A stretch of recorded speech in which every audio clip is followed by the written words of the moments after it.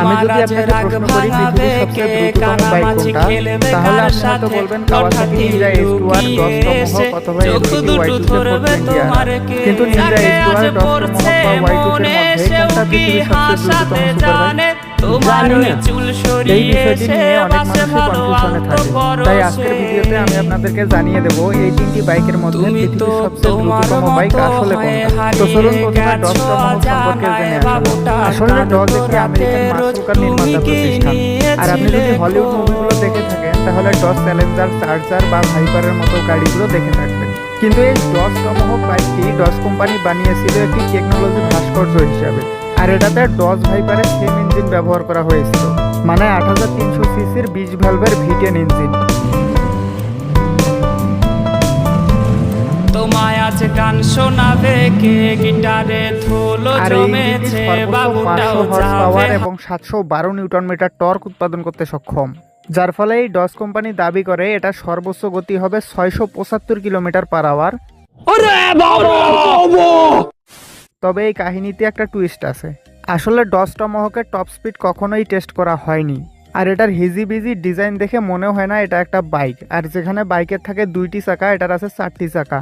এবং যখন কিছু অটোমোবাইল রিসার্চার ডজ কোম্পানিকে এটার টপ স্পিড সম্পর্কে প্রশ্ন করে, তখন তারা বলে ডজ টমাহক আসলে একটি টেকনোলজি ভাস্কর্য বা মূর্তি।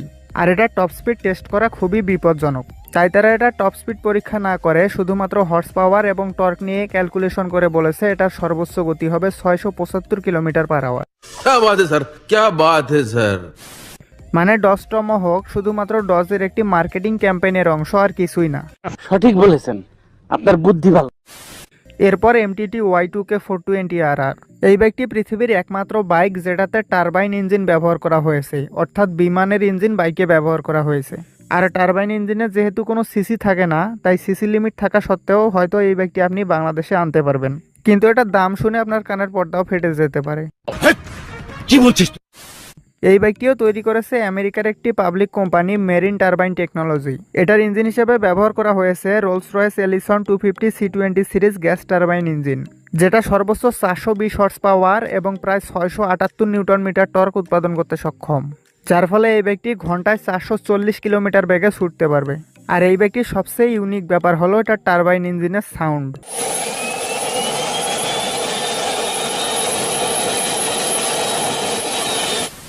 কিন্তু এই বাইকটি টপ স্পিডও কখনো টেস্ট করা হয়নি।